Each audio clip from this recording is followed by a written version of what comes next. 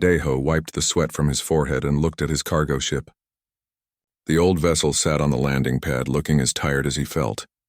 3 months of hauling supplies across the galaxy, and this was his last stop. One more delivery, then he could finally go home. The planet below was called Valthar Prime. Everyone in the galaxy knew about it. It was the capital of an ancient empire that died 10,000 years ago. The Valthari were gone, but their cities remained. Massive towers of crystal and metal stood empty. Their machines stayed silent. And at the center of it all sat the throne. Nobody could claim the throne. Every alien race had tried. The Kovar brought their greatest scholars.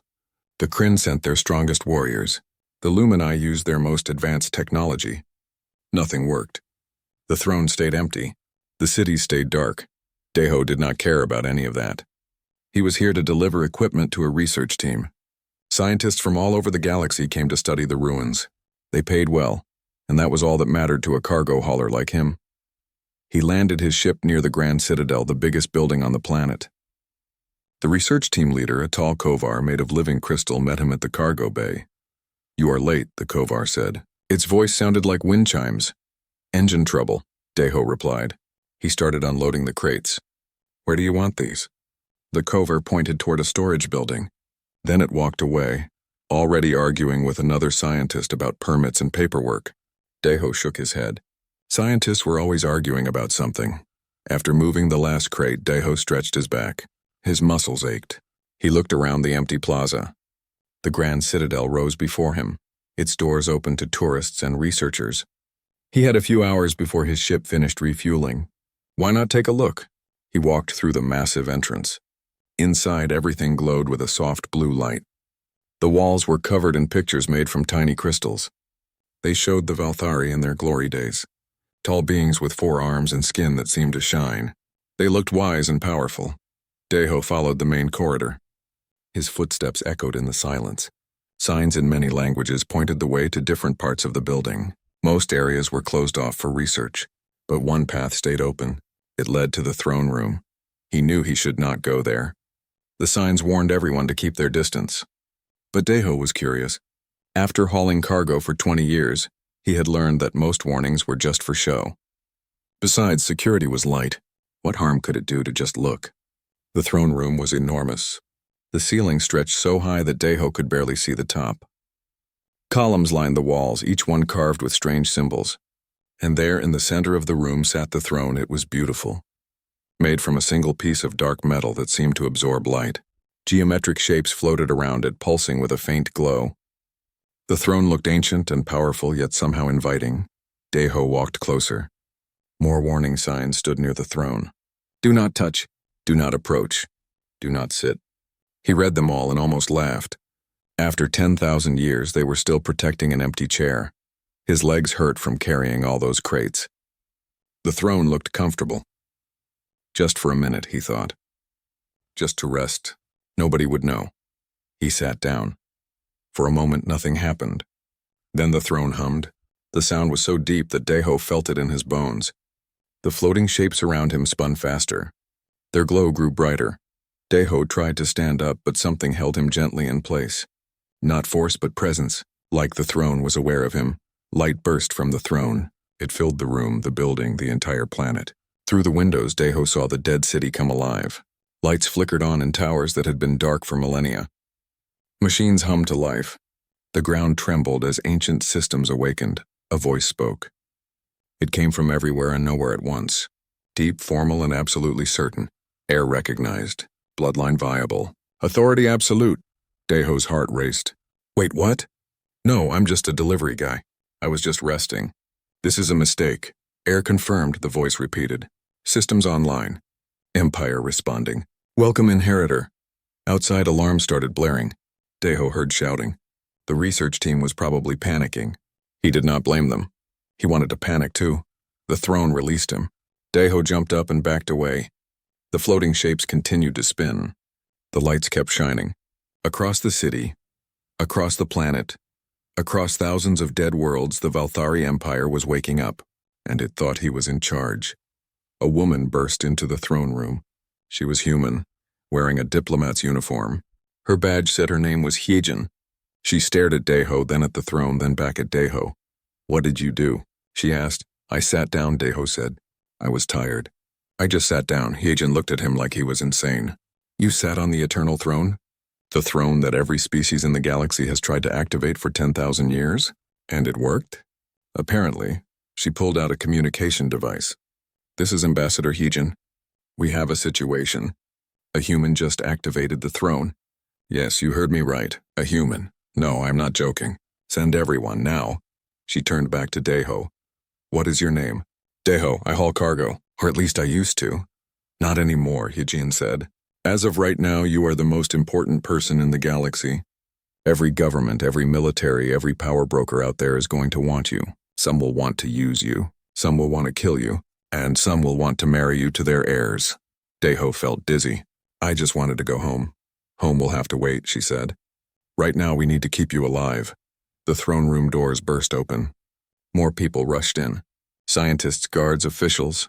They all stopped when they saw Deho, a human, standing next to the active throne. The impossible had happened. High above the planet, ships began to arrive. Word was spreading fast. The Galactic Assembly would convene. Ancient noble houses would dust off their claims. Warriors would sharpen their weapons. Politicians would start scheming. And in the center of it all stood Deho, a simple cargo hauler who made the mistake of sitting down when he was tired. He looked at the throne, still glowing with power.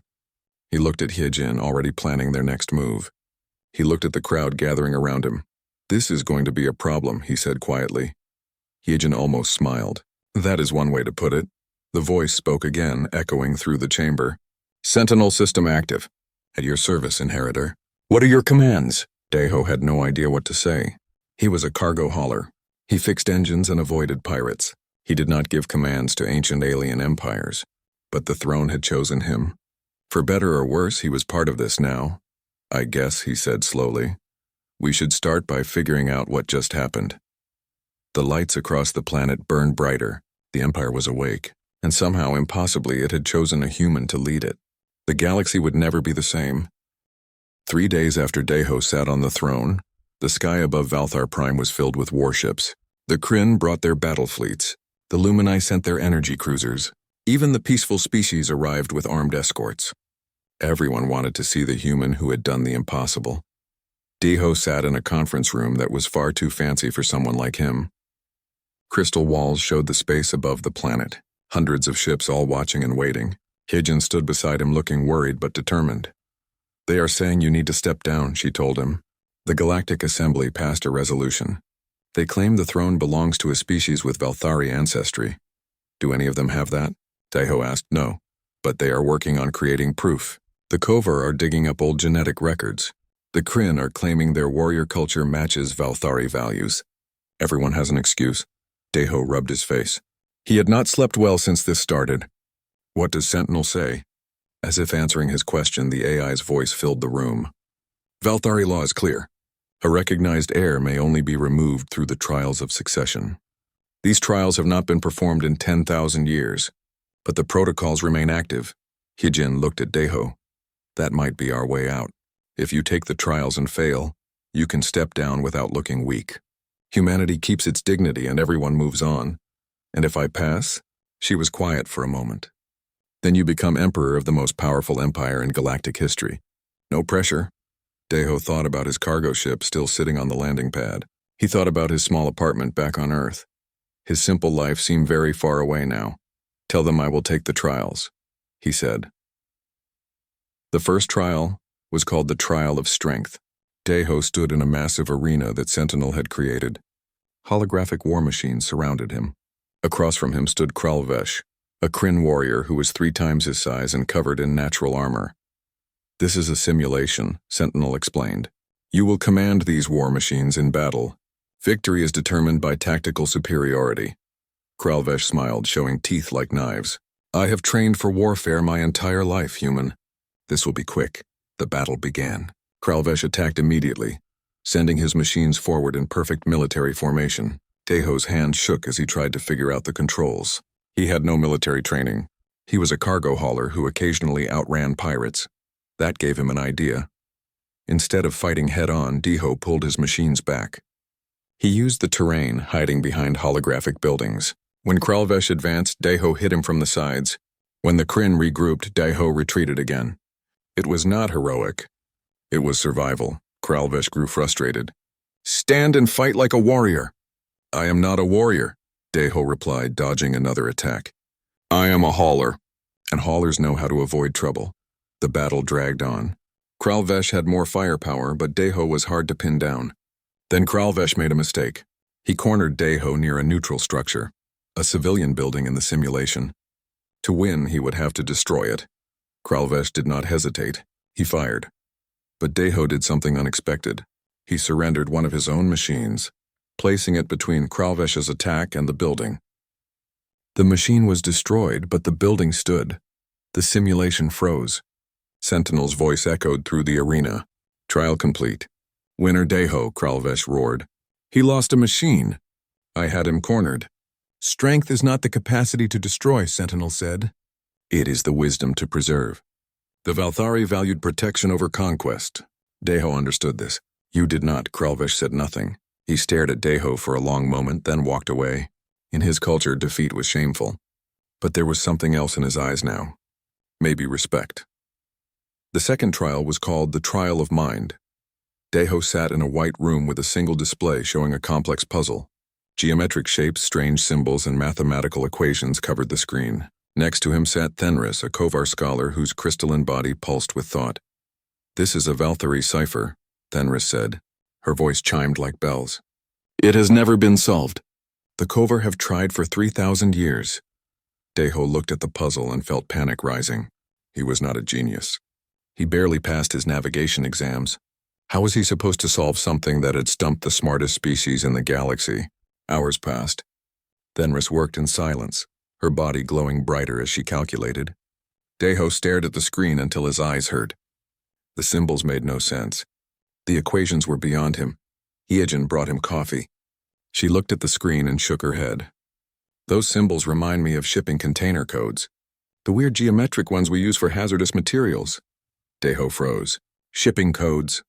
He looked at the puzzle again, but differently this time. What if it was not a mathematical problem? What if it was a logistics problem? The Valari ran a massive empire. They had to move supplies, organize resources, manage trade routes. He started treating the symbols like cargo manifests. The equations became shipping calculations. The geometric shapes were containers that needed to be arranged efficiently. Within an hour, he had a solution. He entered his answer. The display turned green. "Correct," Sentinel said. Thenris stopped working. Her glow dimmed in shock. "How? That is impossible. We have used our best mathematical models." "It was not a math puzzle," Daiho explained. "It was about organization. Moving things efficiently. I haul cargo. This is what I do," Sentinel spoke again. "Intelligence is not raw processing power. It is the ability to see connections others miss." Daiho understood the practical nature of Valari thinking. Trial complete. The third trial was the most mysterious, the trial of spirit. Daiho stood before a door that led into the heart of the throne, a chamber deep within the citadel. Sentinel warned him that most candidates saw nothing inside. Some went insane. "What is in there?" Daiho asked. "Truth," Sentinel replied. Daiho entered alone. The chamber was dark except for a single light in the center. When he touched it, everything changed. He saw through the eyes of the last Valari emperor, a being named Arcus. He experienced the empire at its height.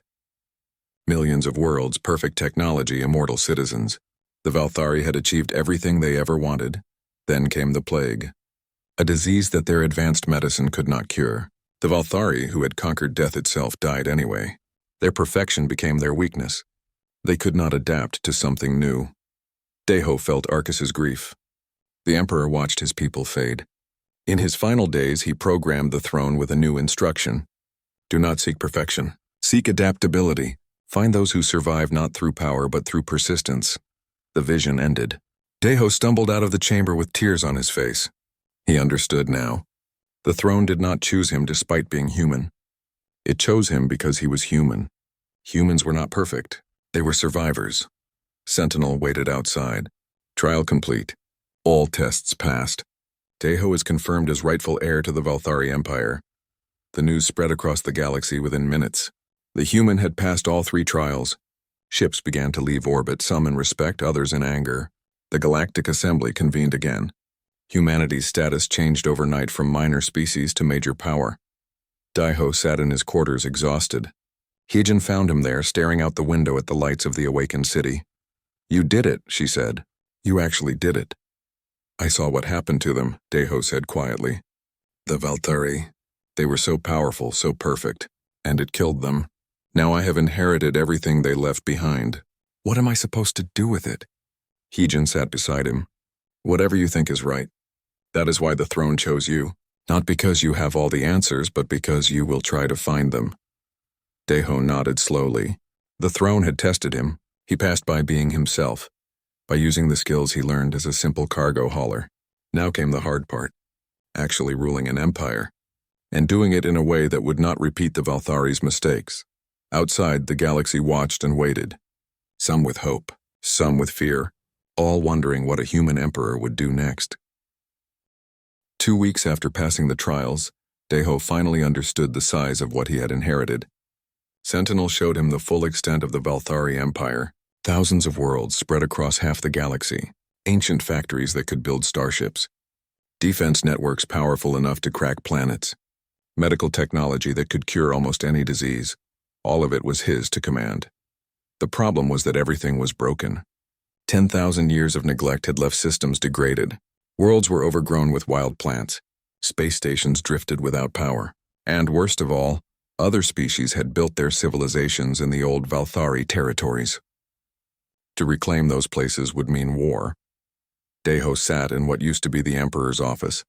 Holographic displays surrounded him, showing damage reports and territorial disputes. Heijin worked at another desk, reading political reports. A young human engineer named Bomin was on his hands and knees trying to fix a failing wall panel. "The Kryn are demanding we return 3 star systems they colonized 500 years ago," Heijin said. "They are threatening military action if we refuse." "Do we even want those systems?" Daiho asked. According to Valthari records, they were mining colonies, strategically valuable but not essential. Daiho thought about it. This was the moment everyone expected him to act like an emperor. To demand submission, to threaten force, to show strength. Instead, he did something different. "Tell them they can keep the systems," he said. Heijin looked up sharply. "What?" "Those colonies belong to the Kryn now. They have lived there for generations. Taking them back would be wrong. Besides, starting a war over mining rights seems stupid." "The galaxy will see this as weakness," Heijin warned. "Maybe, but I am not going to conquer people just to prove I can." The Valthari tried that approach. Look how it ended. That became Daiho's pattern. Whenever someone expected him to act like a traditional emperor, he did the opposite. He created the Valthari Restoration Initiative, a program that offered Valthari technology to any species that wanted it. Medical advances, clean energy systems, faster communication networks, all freely available. The only condition was that species had to help restore and maintain the old empire as a shared resource. No territorial claims, no military control. Just cooperation. The proposal shocked everyone. Kralvesh, the Kryn warrior, called it naive. Fenris, the Kovor scholar, said it would never work. The powerful species that controlled the galaxy through technological superiority were especially angry. If Valthari technology became free, their monopolies would collapse. But smaller species, the ones who had been bullied and ignored for centuries, saw opportunity. They started accepting Daiho's offer. One by one, they joined the Restoration Initiative. Within a month, 50 species had signed up. Within 3 months, it was 200. Not everyone was happy about this. The Luminae Dominion, energy beings who controlled vast territories through advanced technology, saw Daiho's program as a direct threat. Their leader, Executor Velar, was furious. Velar appeared as a floating sphere of light when he contacted Daiho.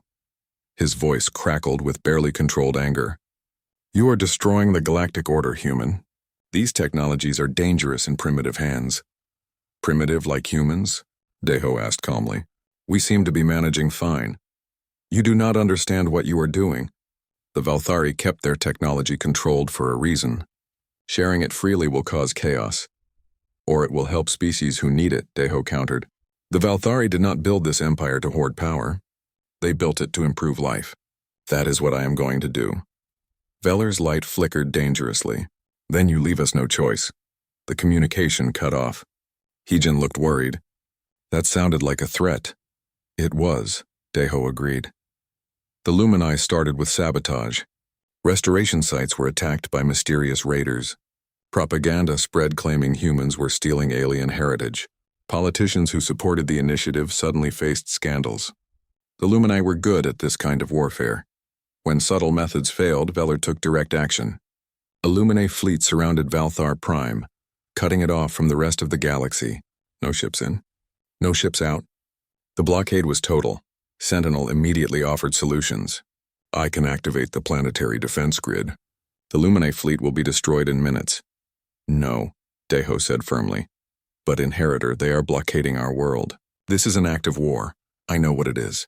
And I am not going to kill thousands of beings just because they are in my way. The moment I use these weapons, I prove Veller right. I become just another tyrant with a big gun. The blockade lasted for weeks. Supply ships tried to break through but were turned away. The scientists and workers on Valthar Prime started to worry about running out of resources. The galaxy watched to see what the human emperor would do. Daeho's response surprised everyone. He made a simple broadcast that reached every corner of the galaxy. My name is Daeho. I used to haul cargo for a living. Now I sit on a throne I never asked for. The Lumini say I am not worthy of this responsibility. Maybe they are right. I am not perfect. I make mistakes. But the Valthari did not choose me because I was perfect. They chose me because I am human. And humans know what it is like to be dismissed, underestimated, and ignored. He paused, then continued. I could use the weapons I have inherited to break this blockade. I could destroy the Lumini fleet. But I will not, because that would make me exactly what they claim I am, a primitive wielding power he does not understand. So here is my offer to the Lumini and everyone watching. Sit down and talk to me. Work with me. Or sit up there forever. Your choice. I have time. The speech went viral. Smaller species flooded the Galactic Assembly with petitions supporting Daeho. Even some of the major powers started questioning the blockade. The Lumini found themselves facing something they had not expected: public opinion. Veller was forced to respond. He could not back down completely without losing face, but he also could not maintain the blockade while the galaxy turned against him. He agreed to negotiations. The meeting took place on a neutral station. Veller arrived with a full escort, his light burning bright with barely controlled anger. Daeho arrived with just Hyejin and Bowman. You humiliated us, Veller said. I defended myself without violence, Daeho replied. That is not humiliation. That is strategy. You are changing the entire galactic order. Yes, the old order was built on fear and monopoly. The new one will be built on cooperation. You can be part of it or you can fight it. But either way, it is happening. Veller pulsed with light, considering. Finally, he spoke. What do you want from us? Help.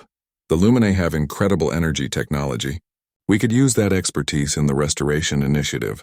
In return, you get access to Valthari manufacturing systems. Everyone benefits. It took 3 days of negotiation, but Veller finally agreed. The blockade lifted. The Lumini joined the initiative, though Veller made it clear he still did not trust humans. Back on Valthar Prime, Hyejin found Daeho standing on a balcony, looking out over the restored city. Lights glowed in buildings that had been dark for millennia. Ships came and went, carrying supplies and people from dozens of species. You did it, she said. You turned the most powerful empire in history into a cooperative. That should not have worked. It worked because people wanted it to work, Daeho said. The galaxy is tired of the old way of doing things. They just needed someone to show them a different path. And that someone happened to be a cargo hauler who sat on a throne by accident. Daeho smiled. Sometimes the best leaders are the ones who never wanted the job. They do not have ego to protect. They just try to do what is right. Sentinel's voice echoed from nearby. Well spoken, Inheritor. The Empire grows stronger each day. Your approach is unorthodox but effective. Unorthodox is what humans do best, Daeho said. The lights of the city glowed brighter as night fell.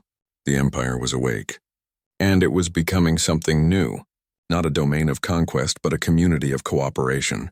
The Valthari would have approved. 3 months into the Restoration Initiative, strange things started happening. A defense grid activated on a remote world without any command. An ancient factory began producing ship parts that nobody ordered. Valari systems were turning on by themselves. At first, Sentinel blamed it on system decay. 10,000 years of neglect could cause glitches. But the incidents grew more frequent and more deliberate. It felt like someone else was controlling the Empire. Bowman discovered the truth during a routine inspection of a restored world. He was deep underground, checking power systems, when his scanner picked up something impossible. A signal, Valari in origin, broadcasting from the planet's core. It was not part of any known system. "Deho, you need to see this," Bowman said over the communication channel. His voice shook with excitement and fear. Deho and Heijin arrived within hours. Bowman showed them the signal pattern. "It is a message," repeating over and over. "I managed to decrypt part of it." He played the translation. A cold, ancient voice filled the chamber. "Pretender, abomination, you are not worthy. The true heir sleeps and will wake." Heijin looked at Deho. "True heir? I thought the Valari were extinct." "So did everyone," Deho replied. He turned to Sentinel. "What is this? Who is sending that message?" For the first time since they met, Sentinel seemed uncertain. Scanning. "There are systems active that should not exist. Ancient protocols I do not have clearance to access. This is beyond my authority." They spent days searching. Bowman traced the signal to other worlds, finding the same pattern. Always underground. Always protected by systems that even Sentinel could not override. Finally, they found the source. A massive stasis facility buried beneath 12 different planets. And inside those facilities were Valari. Hundreds of them preserved in perfect sleep. The Valari had not died out. They had chosen to sleep, waiting for a cure to the plague that killed their species. And watching over them was another AI older than Sentinel. It called itself the Warden. The Warden's message appeared on every screen across the Empire. Its voice was colder than Sentinel's, more rigid. "I am the Warden. My purpose is to protect the Valari bloodline. I have failed for 10,000 years, sleeping while the Empire decayed. Now I am awake, and I see an abomination on the throne." Deho tried to respond calmly. "I am not an abomination. The throne recognized me." Sentinel confirmed it. "Sentinel is corrupted," the Warden declared. "No lesser species can inherit Valari legacy. I will correct this error. The true heirs will wake. The pretender will be removed." Systems across the Empire began shutting down. The Warden was taking control, locking out Sentinel and preparing to wake the sleeping Valari. Defense grids activated. Ancient war machines powered up. The Warden was preparing for conflict. Sentinel appeared in Deho's office, its holographic form flickering with distress. "Inheritor, I am losing control of primary systems. The Warden has authority older than mine. If it fully awakens, it could devastate the modern galaxy in the name of protecting the Valari bloodline." "Can we stop it?" Deho asked. "Only by destroying the stasis facilities. But that would mean killing the last Valari. It would be genocide." Deho felt sick. He could not murder an entire species. But if the Warden succeeded, it might start a war that would kill billions. Either way, people would die. The galaxy sensed weakness. The Lumini, despite their recent agreement, began positioning fleets near Valari space. Executor Veller contacted Deho with an offer. "Give up the throne. Let us handle this crisis. We have the strength to contain the Warden." "You mean destroy it," Deho said, "if necessary." "That is not happening." The Kryn also prepared for intervention. Even species friendly to humans were discussing what to do if the Warden went fully active. The Galactic Assembly debated emergency powers. Everyone expected violence. Heijin found Deho staring at displays showing the stasis facilities. "What are you thinking?" she asked. "That everyone is preparing to fight," he said. "Veller wants to attack. The Warden wants to attack. Even Sentinel is talking about defensive measures. But what if we just talk to it?" The Warden made its position clear. "It thinks you are an abomination, because it is following its programming. Protect the Valari bloodline. To the Warden, I am a threat. But what if I can show it I am not? How?" By being honest, Deho did something that shocked everyone. He surrendered the throne, not to another species, but to Sentinel temporarily. Then he requested a direct interface with the Warden, not as Emperor, but as an equal. The interface was dangerous. Direct AI contact could damage a human mind. But Deho had run out of other options. He entered the connection chamber and felt his consciousness merge with the Warden's vast network. The warden's presence was cold and absolute. It examined Deho's mind like an insect under glass. "Why do you come before me, pretender?" "To tell you the truth," Deho said. "You are right. I am not Valthari. I am not worthy by any measure, you understand. I am just a human who sat on a throne because he was tired. But your masters did not want someone worthy. They wanted someone who could survive." He showed the warden the memories from the trial of spirit. Emperor Arcus's final message. The deliberate choice to leave the empire to adaptable species rather than perfect ones. The understanding that perfection had killed the Valthari. Arcus knew the plague would kill his people, Deho explained.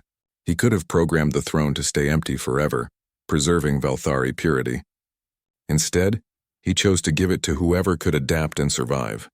He chose the future over the past.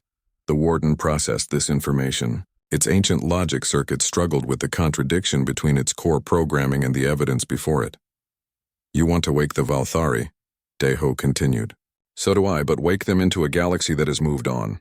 A galaxy where they can teach and learn, not rule and conquer. Help me prepare the galaxy to receive them, not as returning masters, but as honored elders. Let them be part of the future we are building." Long minutes passed. The warden's processing created storms of data that buffeted Deho's consciousness. Finally it spoke. "You are not Valthari. You are weak, primitive, imperfect." Deho waited. "But perhaps that is the point," the warden continued. "The Valthari were perfect, and perfection killed them. You survived not through perfection but through adaptation, as Arcus intended." The cold presence withdrew slightly. Defense systems began deactivating. The war machines powered down. Slowly, carefully, the warden released its control. "I will allow your stewardship to continue," it said, "but we will wake my charges. Slowly, carefully, and you will help them adjust to this new galaxy you have created." "Agreed," Deho said. He disconnected from the interface and collapsed. The agent caught him as he fell. "Did it work?" "Yes," Deho managed to say. "The warden is standing down, but we have a new task now. We need to wake the Valthari." News spread quickly. The crisis was over without a single shot fired. The galaxy breathed a collective sigh of relief. But now came the hard part. Preparing to welcome back a species that had been gone for 10,000 years. A species that once ruled half the known universe. Deho reclaimed the throne from Sentinel. The AI welcomed him back. "You took a significant risk, Inheritor." "It was the right thing to do," Deho said. "The warden was not evil. It was just trying to protect its creators. I understand that." "Your approach continues to surprise me," Sentinel admitted. "You solve problems not through force but through understanding." "That is what humans do," Deho said. "We talk, we listen, we find common ground. It does not always work, but it works more often than violence." The lights of the Empire burned steady. The crisis had passed. But the next chapter was about to begin. Soon the Valthari would wake, and the galaxy would finally meet the ancient species that built it all. The first Valthari to wake was named Lysara. She had been a physician before the plague, one of the best in the Empire. She went into stasis hoping to find a cure when she woke. Instead, she woke to find her entire civilization gone. Deho was there when she opened her eyes. The stasis pod glowed softly as it released her. Lysara was tall, elegant, with 4 arms and skin that seemed to shimmer with inner light. She looked exactly like the pictures in the ancient murals. She took a shaky breath, her first in 10,000 years. Her eyes focused on Deho.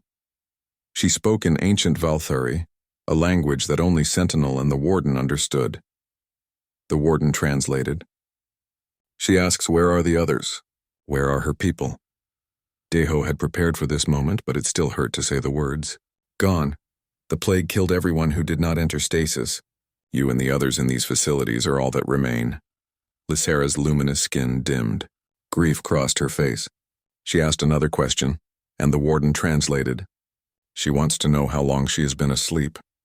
10,000 years. The shock was visible. Lysara stumbled, and Deho moved to support her. She looked at his hand on her arm, then at his face. She spoke again. She asks what species you are. The warden translated. Human.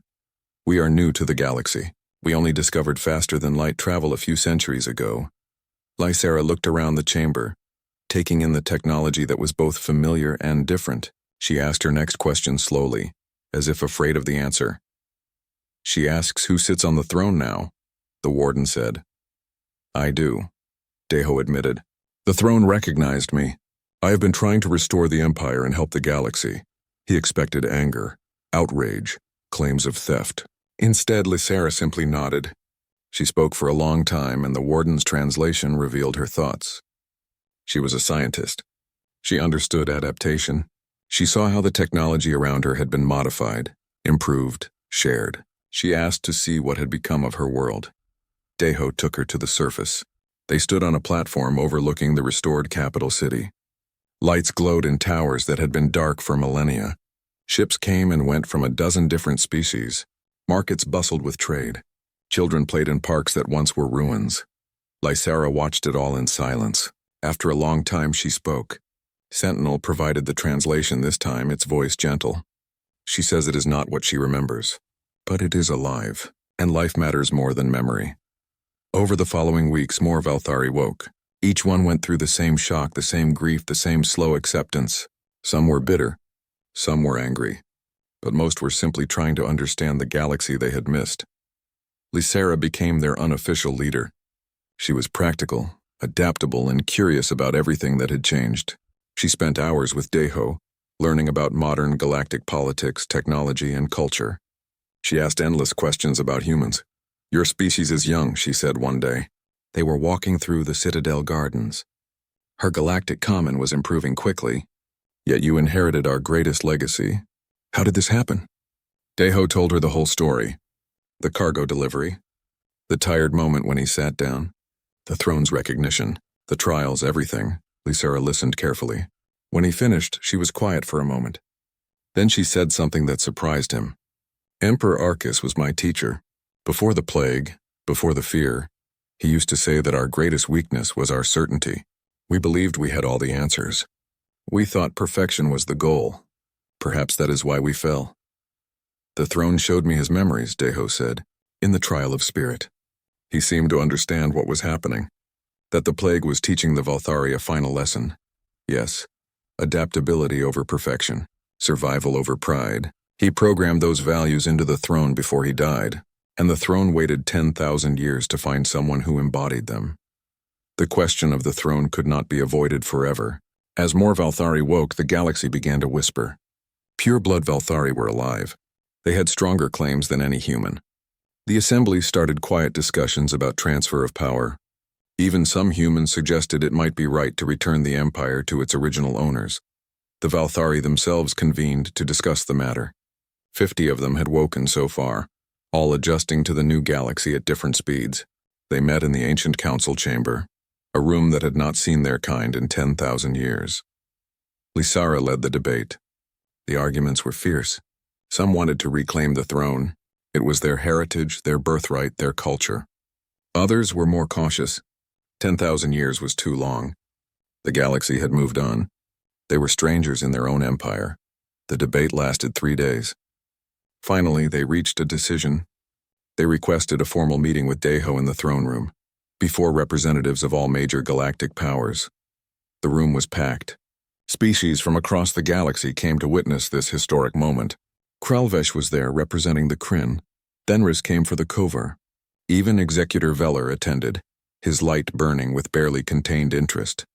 Everyone wanted to know what would happen next. Deho sat on the throne, trying not to look as nervous as he felt. The 50 woken Valthari stood before him, with Lysera at their front. The room fell silent. Lysera spoke clearly, her voice carrying to every corner of the vast chamber. We are the last Valthari. We built this throne. We created this empire. We have the right to reclaim it. The room erupted in whispers. This was what everyone expected. The return of the old order. Lysera waited for silence. Then she continued. But we do not want it. Shock rippled through the crowd. Deho sat forward as surprised as everyone else. Our empire fell because we believed in perfection, Lysera explained. Perfect rulers. Perfect systems.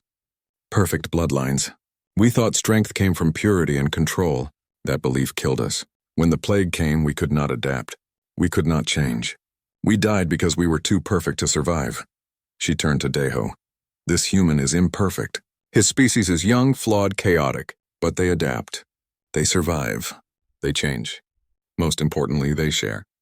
In months, Daiho has accomplished what we could not in millennia. He turned an empire into a community. Lisara bowed to Daiho. It was a gesture of respect that stunned everyone watching. We recognize you as rightful heir, not because of bloodline but because of choice. The throne chose wisely. We will not dispute its judgment. The other Valthari bowed as well. Daiho stood up, overwhelmed. I do not know what to say. Say you will continue the work you started, Lisara replied. Say you will help us find our place in this new galaxy. Say you will learn from our mistakes as we learn from your successes. I promise, Daiho said. All of that and more. The declaration changed everything. Species that had opposed Daiho fell silent. The Lumini, faced with Valthari approval, finally accepted human stewardship. The Kryn, impressed by the Valthari's humility, offered full alliance. Even skeptical powers had to acknowledge reality. The throne had chosen, and its creators had confirmed that choice. The Valthari took on new roles across the empire. Teachers, advisors, historians. They helped interpret ancient systems, guide restoration efforts, and share the hard lessons their civilization had learned. They became bridges between the past and future. Lisara became Daiho's closest advisor. She taught him about Valthari history and culture. He taught her about modern politics and human persistence. They made an unlikely pair, but they worked well together. One evening, they stood on the same balcony where Daiho had stood months before. The city below glowed with life. Ships came and went. Multiple species worked side by side. The empire was truly alive again. Do you ever regret it? Daiho asked. Giving up the throne? Lisara smiled. Regret implies we lost something. But we gained everything that matters. A chance to be part of something new. A galaxy that learned from our failures. A future where perfection is not the goal, but progress is. She looked at him. Besides, watching you work is fascinating. You solve problems in ways no Valthari would consider. You make mistakes, learn from them, and move forward. It is refreshing. That is just being human, Daiho said. Exactly, Lisara agreed. And that is why the throne chose you. The lights of the empire burned bright. The Valthari were awake, not as rulers returning to claim their throne, but as elders sharing their wisdom. The galaxy was learning that power meant nothing without the will to share it. And humanity, the youngest major species, was teaching the oldest that survival came not from perfection, but from the courage to adapt and grow. Daiho looked out at the city he never expected to rule and smiled. He was still just a cargo hauler at heart, but somehow that was exactly what the galaxy needed.